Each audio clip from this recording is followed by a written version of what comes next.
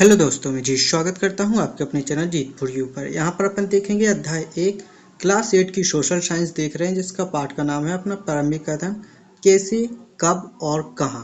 ये पाठ अपन इसमें देखने वाले हैं जो कक्षा 8 की। अगर आपने अपनी विज्ञान के क्वेश्चंस नहीं देखे हैं तो डिस्क्रिप्शन में आपको पूरी की पूरी प्लेलिस्ट मिल जाएगी। मैंने पूरा सॉल्व कर रखा है विज्ञान, तो आप देख सकते हैं, ठीक है ना। यहाँ से देखिए, अपना पहला प्रश्न स्टार्ट होता है। ब्रिटिश शासनकाल के प्रथम और अंतिम गवर्नर जनरल थे। प्रथम गवर्नर जनरल थे वॉरेस हेस्टिंग्स और अंतिम थे लॉर्ड माउंटेन, ठीक है ना। तो यहाँ पर अपन का कहना भरेंगे और साथ ही साथ यहाँ पर अपन लिख भी देंगे। और इसकी पीडीएफ फाइल के लिए आप मेरे टेलीग्राम चैनल को ज्वाइन कर सकते हैं। टेलीग्राम चैनल का नाम है जीत फॉर यू, ठीक है ना। टेलीग्राम चैनल का नाम क्या है? जीत फॉर यू। इसको अपन ज्वाइन कर लेंगे। इसकी लिंक भी आपको डिस्क्रिप्शन में मिल जाएगी, तो वहाँ से आप ज्वाइन कर सकते हैं। अगला क्वेश्चन है अपना, ये हिस्ट्री ऑफ ब्रिटिश इंडिया पुस्तक के लेखक थे। तो ये हिस्ट्री ऑफ ब्रिटिश इंडिया पुस्तक के लेखक कौन थे? जेम्स मिल, ठीक है ना। तो यहाँ पर राइट टिक करके अपन यहाँ पर लिख भी देंगे। इसीलिए अपन को ये लाइन दी गई है कि अपन यहाँ पर लिख भी सकें। अगर आपको किसी भी क्वेश्चन में कोई भी डाउट आता है तो आप कमेंट करके पूछ सकते हैं, ठीक है ना। अगला प्रश्न है अपना, जब किसी देश का दूसरे देश के दबाव पूर्वक आर्थिक, सामाजिक और राजनीतिक परिवर्तन किए जाते हैं तो इस प्रक्रिया को कहा जाता है औपनिवेशीकरण। क्या कहा जाता है? औपनिवेशीकरण, ठीक है ना। तो यहाँ पर अपन भर भी देंगे औपनिवेशीकरण।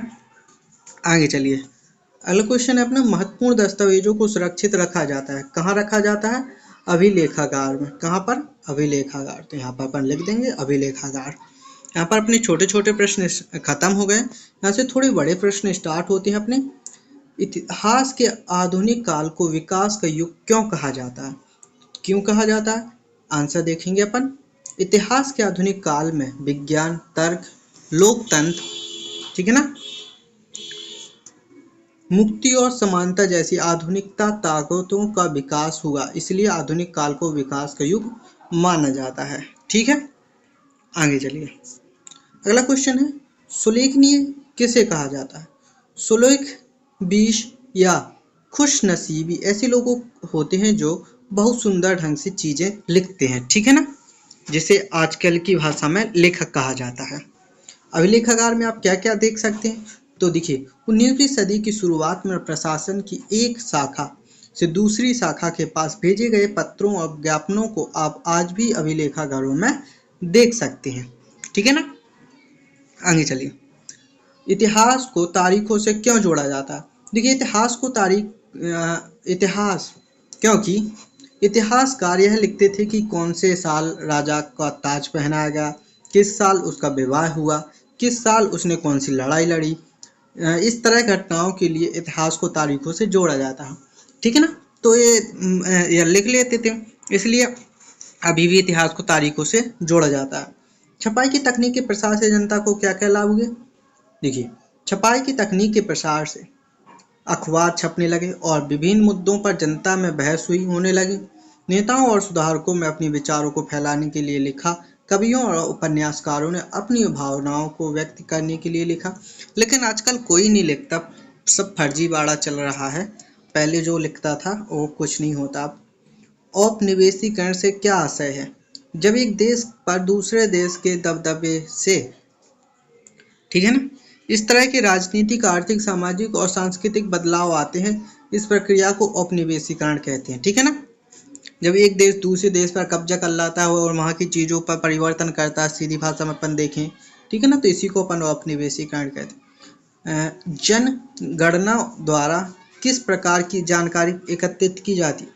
तो देखिए, 2011 में जनगणना हुई थी। इसके बाद अभी बिहार में हो चुकी है जनगणना। हर 10 साल में शायद जनगणना कराई जाती है, लेकिन अब बंद हो गई है।